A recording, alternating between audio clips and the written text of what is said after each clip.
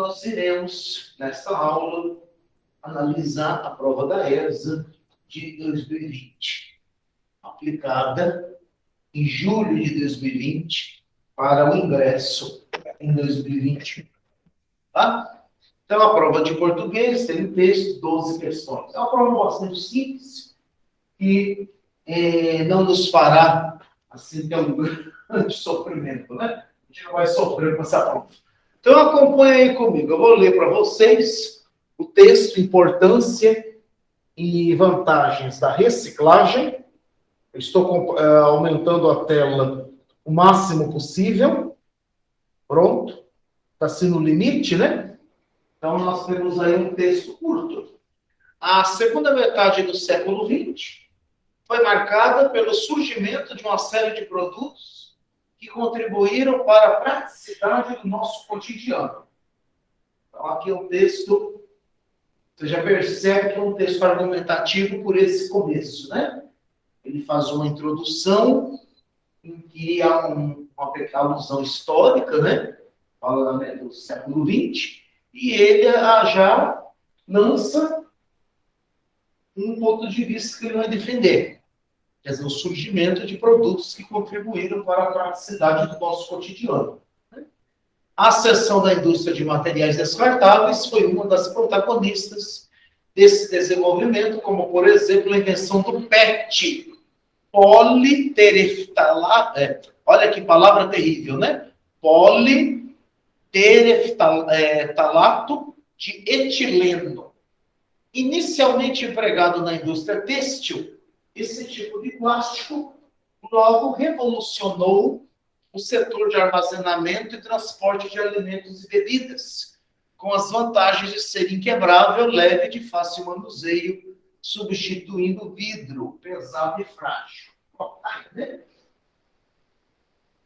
O consumo em grande escala dos plásticos gerou um problema em relação ao meio ambiente, o descarte desses resíduos. Nas últimas décadas, instituições defensoras da sustentabilidade passaram a pressionar os governos e as indústrias por posturas mais responsáveis. O crescimento econômico em detrimento do meio ambiente virou objeto de pesquisa de cientistas, tornou as manchetes das revistas especializadas e dos jornais e ganhou apelo da população.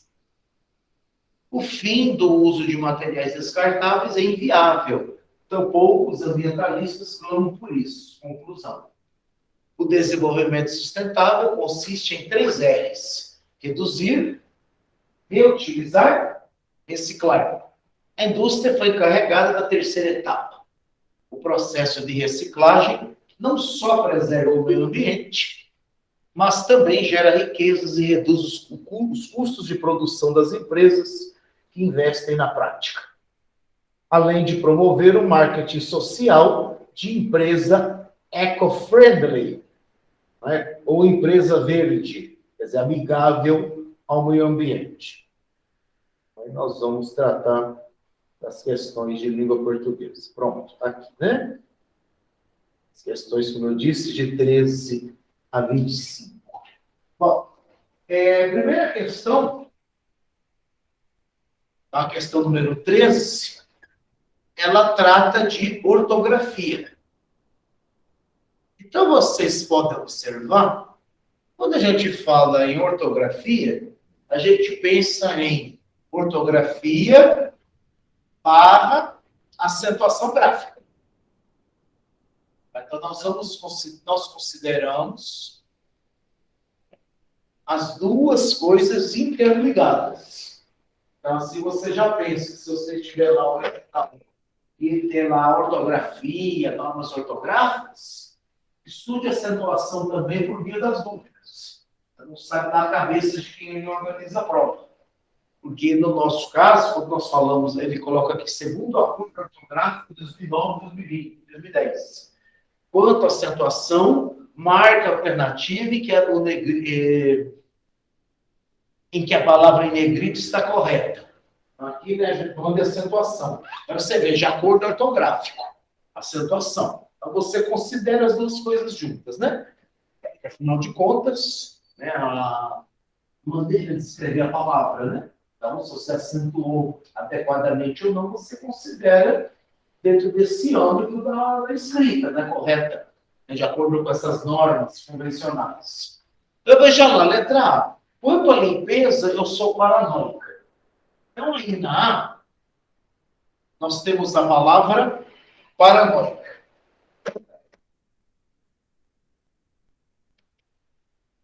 E observe que a palavra paranoica está grafada com acento.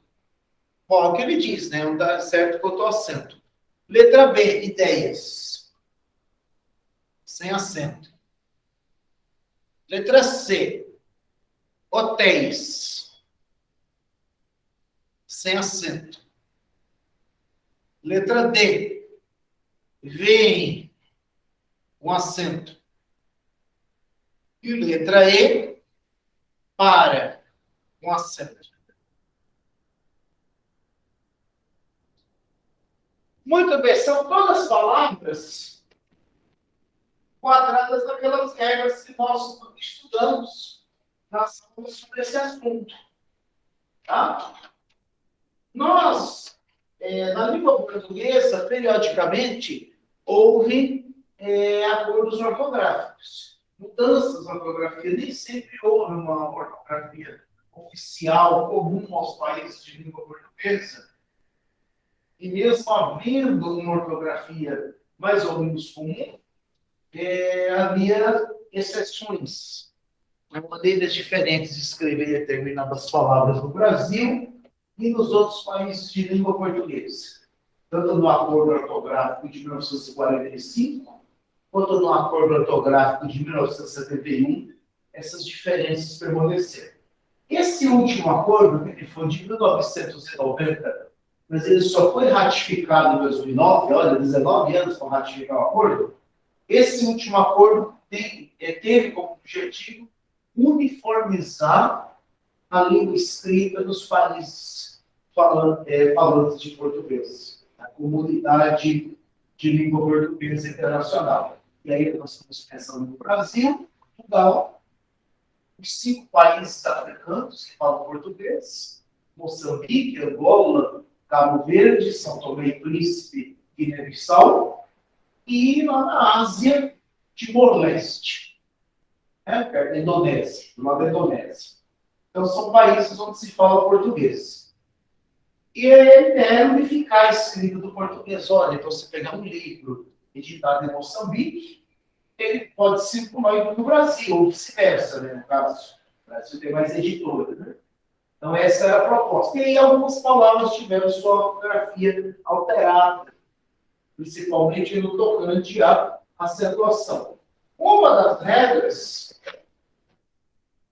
mexeu com a acentuação dos ditongos abertos, principalmente os ditongos ei e oi, que nós temos aqui nas alternativas.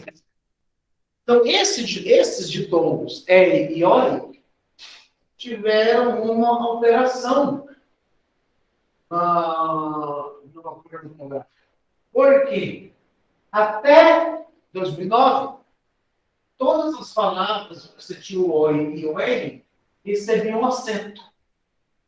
Como, por exemplo, isso aqui em paranoica. Mas esse acento, o que é que se regulou no acordo ortográfico? Olha, o ei e o oi só serão acentuados em posição de oxítonas. Então, quando a palavra for paroxítona, ela não será acentuada. Aí você tem, por exemplo, paranoia ou paranoico. Nesse caso, a palavra perdeu o acento. Né? A mesma coisa você vai ter na palavra ideia.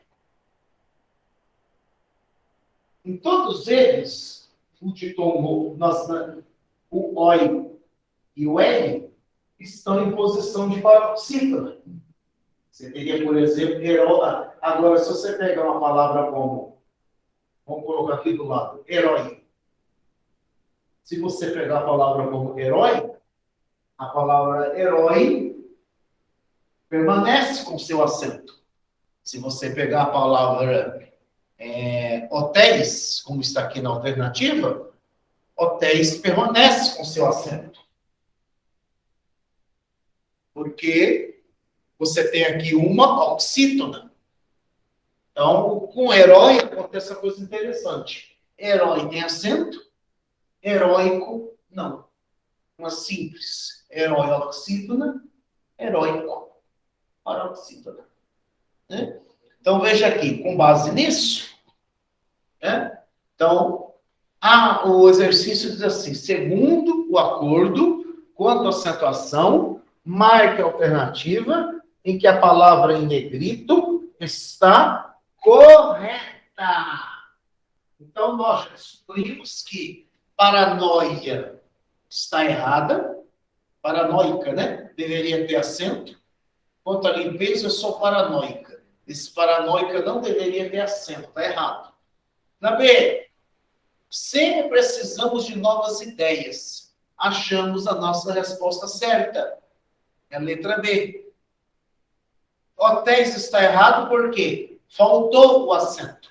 E aí é por causa da regra, há pessoas que confundem. Ah, não pode mais pôr acento em E e OI. Pode sim. Quando for oxítona, você põe. Você não pode pôr paroxítona. Então, em palavra como hotéis, a palavra, o acento permanece, que não é paroxítona. Caiu também o chamado acento diferencial em algumas palavras. O que é o acento diferencial? O critério de acentuação na língua portuguesa nós usamos o critério da tonicidade. Então, nós combinamos, na verdade, o nosso critério é um critério simples, inclusive, né? Eu diria assim para vocês que a acentuação é fácil em português. Nós temos assuntos realmente difíceis na nossa língua, no modo da gramática. Mas a acentuação não é um deles. A ortografia, de maneira geral, até pode ser meio complicada, né? Você sabe lá, depois S, cedilha, né? S, Z. Tudo bem, você pode até complicar um pouco. Mas a acentuação propriamente dita não é algo assim esotérico. Por quê? Nós utilizamos o seguinte critério. Nós acentuamos as palavras de acordo na sílaba tônica. O nosso critério é a tonicidade. Então, nós observamos se as palavras são proparoxítonas, paroxítonas ou oxítonas. Então, nós acentuamos sempre a palavra na sílaba tônica. E nós levamos em consideração a posição dessa sílaba, se ela é antepenúltima, penúltima ou a última. E o critério, que é o mais interessante aí, é o critério da quantidade. Ou seja, se aquilo é mais raro ou mais abundante. Ou seja, se for abundante, você não acentua. Você acentua aquilo que tem menos. Esse é o critério.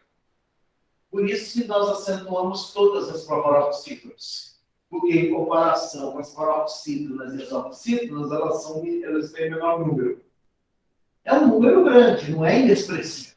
Nós temos muitas palavras proparoxítonas na língua portuguesa. Bastante.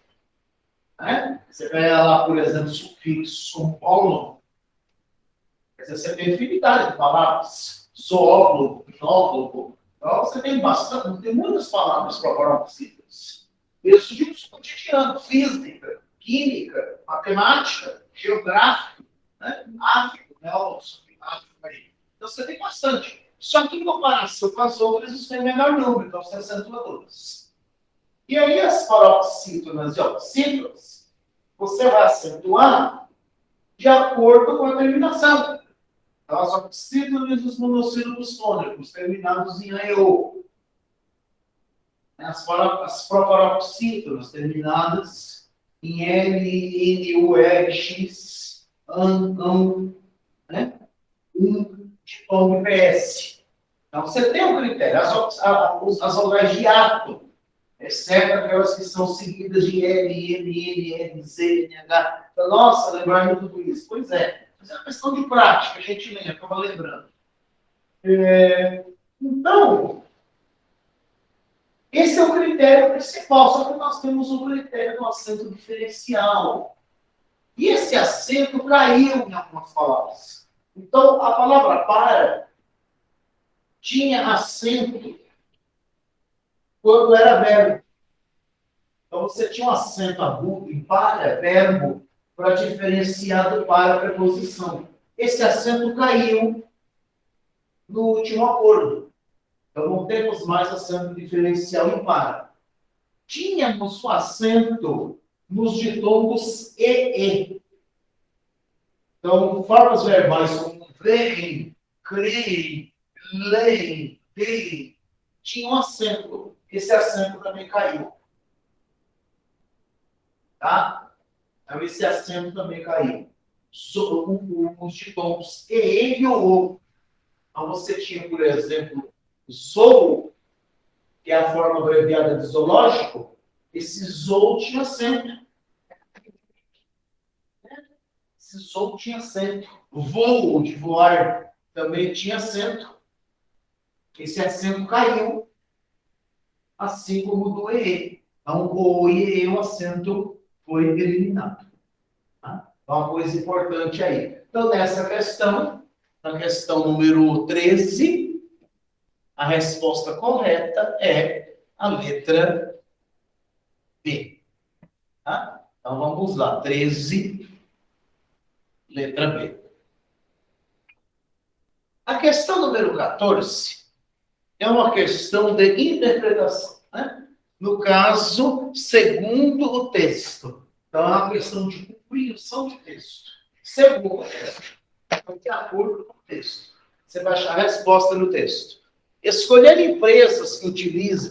segundo o texto, a indústria, quanto ao desenvolvimento sustentável, deve escolher empresas que utilizem matérias-primas para a produção de embalagens sustentáveis.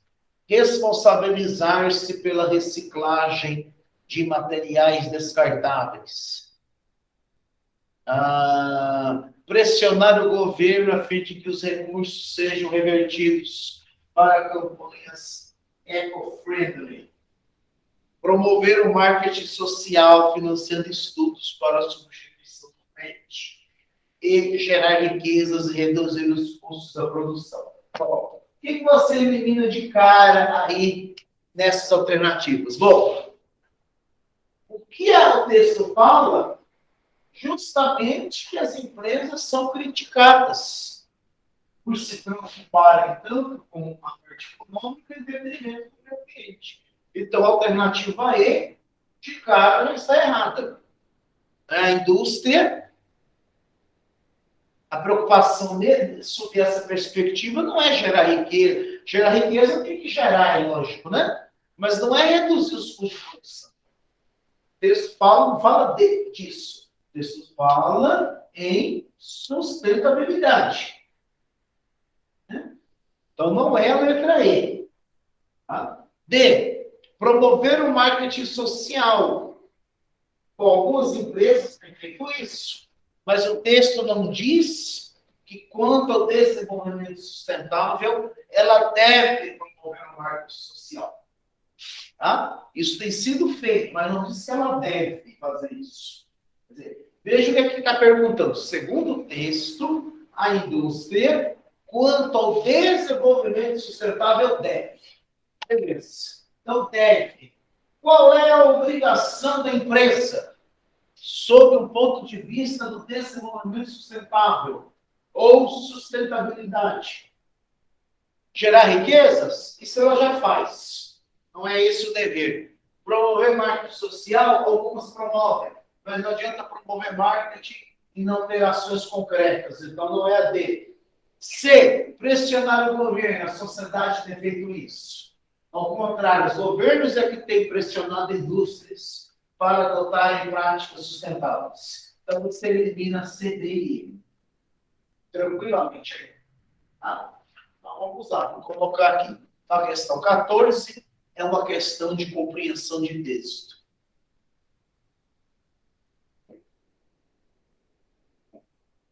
Nós já eliminamos a C, D e E.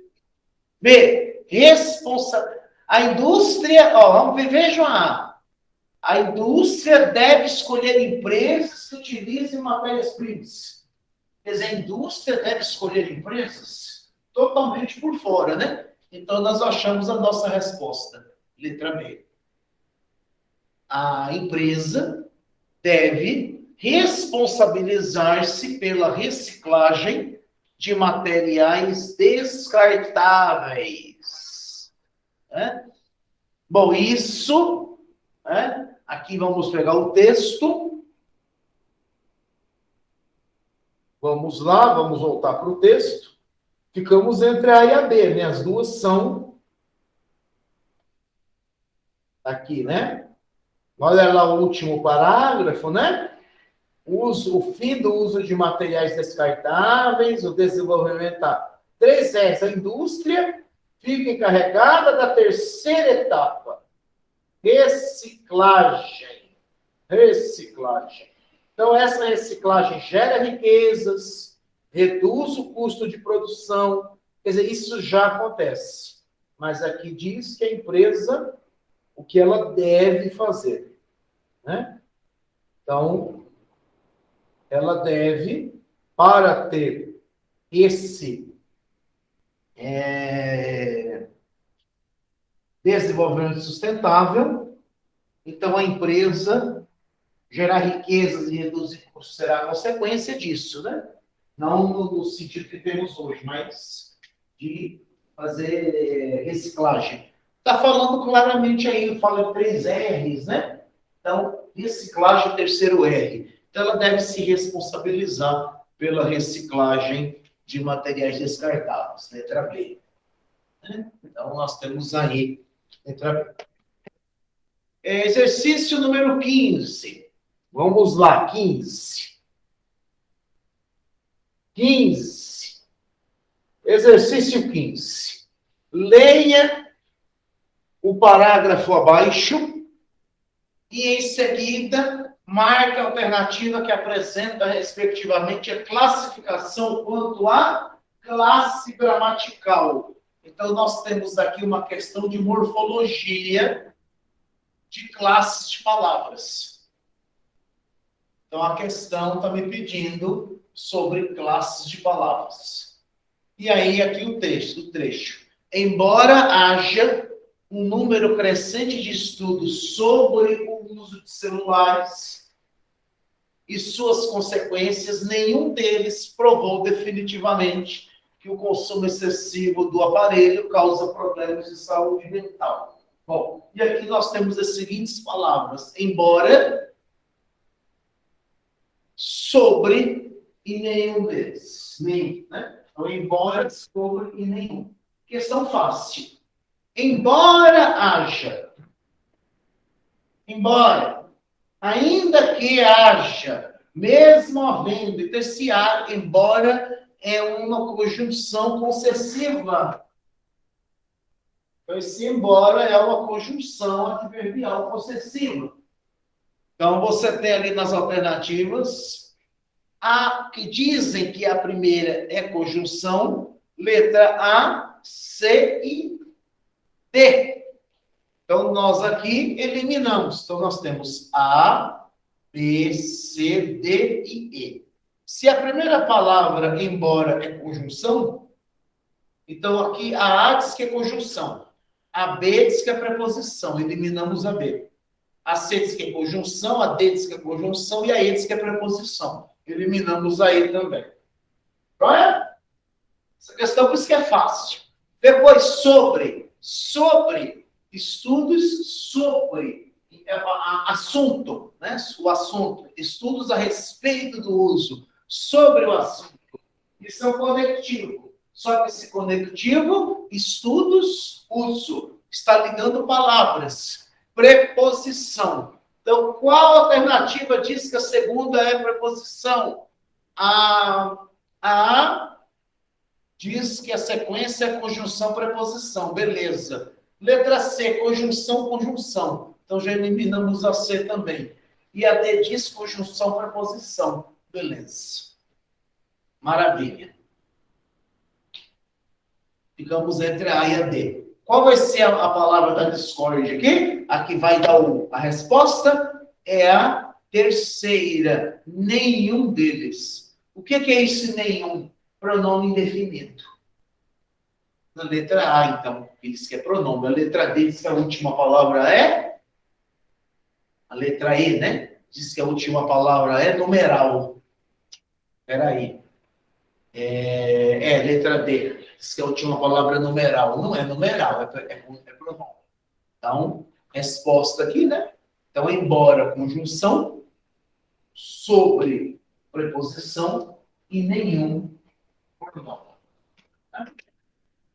Então, é uma questão interessante. Vocês têm uma grande possibilidade de cair em uma questão desse molde, né? Então, você tem aqui a resposta da 15, letra A. Tá? Então, classe de palavras. Então, como assim identificar? Então, você já sabe, agora, né? Você já lembra, e você tem que, pelo menos, identificar as classes de palavras. São 10, né? Então, substantivo, palavra que eu uso para dar nome às coisas. Adjetivo, eu uso para indicar característica. Artigo, eu uso para determinar. Numeral, indicar quantidade ou posição, uma ordem. Pronome, eu uso para fazer substituições, basicamente. Verbo, indicar ação, estado, fenômeno. Advérbio, indicar circunstâncias, relação de circunstância.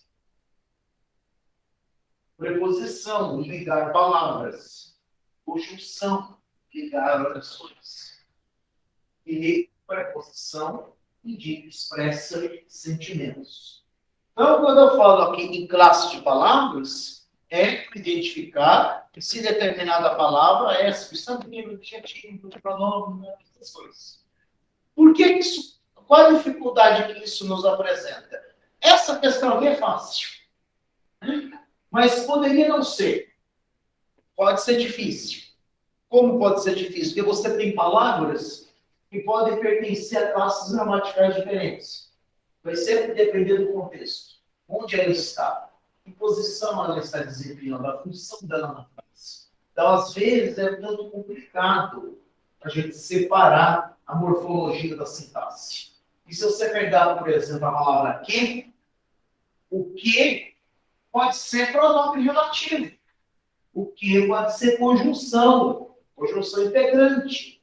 O que pode ser uma conjunção adverbial.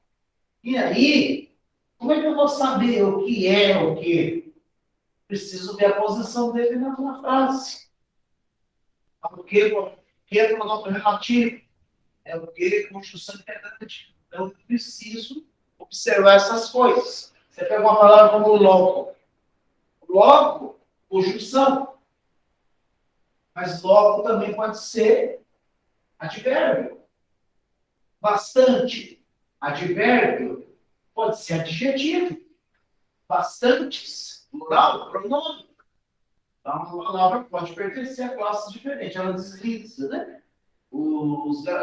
As pessoas, os estudiosos de gramática, chamam isso de deslizamento. Quer dizer, a palavra desliza entre categorias gramaticais diferentes. E aí, para eu saber esse papel, quer dizer, o deslizamento dela, eu tenho que analisar o contexto. Então, por exemplo, embora, tudo bem, embora haja um número crescente, né? Isso aqui é conjunção. Mas se eu dissesse assim, eu vou embora. Estou indo embora. Porque se embora já não seria conjunção. Mas não é o caso aqui, você identifica, ó, embora haja um número crescente. Quer dizer, está introduzindo uma oração. Se está introduzindo uma oração, só pode ser conjunção. Interior, né? Conjunção.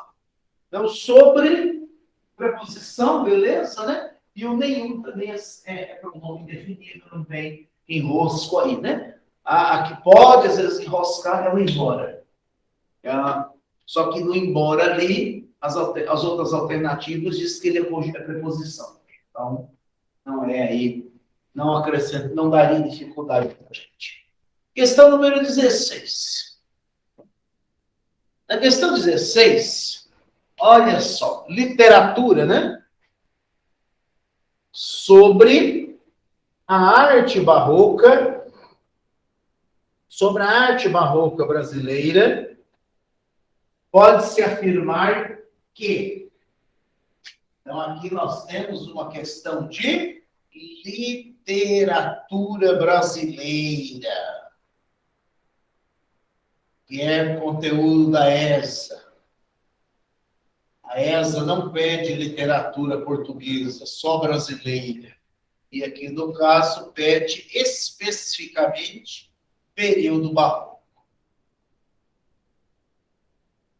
Que você tem a arte barroca no sentido geral, música, pintura, escultura, literatura, teatro. Né? Então, barroco não é. Então, a arquitetura que fala arte barroca brasileira, no sentido geral. Né? A gente pensa mais na literatura. Então, letra A. Há uma presença de estilo tropical com elogios à diversidade social. Nossa, né? Isso é uma viagem imensa, né? Essa ideia de valorizar a diversidade, elogiar a diversidade, nós estamos bem fora de época, né? Letra B. Há elementos do conceptismo marcado pela relação da argumentação. Achamos nossa resposta de cara, né? Letra B. Conceptismo, argumentação. Letra C. Usa linguagem rebuscada. Sim, usa. Sem figuras de linguagem? Não. Com diversas figuras de linguagem. Então, essa linguagem rebuscada recebe o nome de cultismo.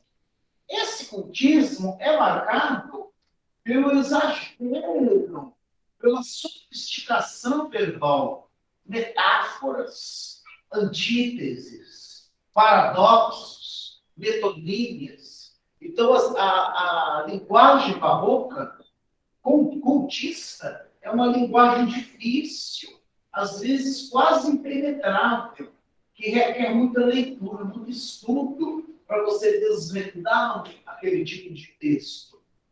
Então, tem muitas figuras de linguagem. Dá para ter cultismo sem figura de linguagem. Por isso que a C está errada. Ela está correta só até a parte de linguagem rebuscada, né? Usa linguagem rebuscada, daí dá certo. Mas não sem figuras, com figuras. Letra D. Traz a ideia de que tudo pode ser estável. Ao contrário, o barroco traz a ideia de que tudo é instável. A instabilidade das coisas. Ao contrário, não há instabilidade. O ser humano, a vida é breve. Tudo é muito instável. Não é estável, é instável. É o oposto do que está na D. E na E, usa uma linguagem simples e objetiva, sem exageros. Essa seria uma característica do arcadismo, do classicismo, né? Então, se você pensar no classicismo e no arcadismo, sim, uma linguagem simples, objetiva, sem exageros. Aí sim, estaria correto você pensar nisso. Aqui não. Tá? Então, a alternativa é a B, que é a única que está marcada aí, né? Elementos de conceptismo marcado pela relação de argumentação. O que é a argumentação? Então, a argumentação, o conceptismo que nós encontramos nos textos barrocos, é a mesma estrutura que você aprende na aula de redação. Quando você estuda dissertação, quando você estudou dissertação no colégio, ou quando você estudou dissertação aqui com a gente, você viu isso. O que é a argumentação? A argumentação é o processo intelectual, cognitivo, de defender um ponto de vista usando a lógica, o equilíbrio e a racionalidade. Tá? Nem sei, aí você fala assim, mas tem um monte de gente aí que é raivosa, um monte de gente, tem gente raivosa, né? Você vê nas redes sociais, postagens, falas, ataques, né? Você vê vídeos em que as pessoas expõem seus pontos de vista, mas que beiram o discurso de ódio. Isso não é argumentação. Né? Promover o ódio, promover a intolerância, não é argumentação. A argumentação pressupõe o equilíbrio, pressupõe a racionalidade, pressupõe o uso da lógica, do raciocínio. Por isso que a argumentação é um processo que a gente não aprende do dia para a noite. Por que a gente não aprende do dia para a noite a argumentação? Deixa eu apagar aqui, então, essas... deixa eu apagar o que eu coloquei aqui na luz. Né? Deixa eu colocar aqui de lado só as alternativas. Então, 13B, 14B, 15A, 16B. Beleza.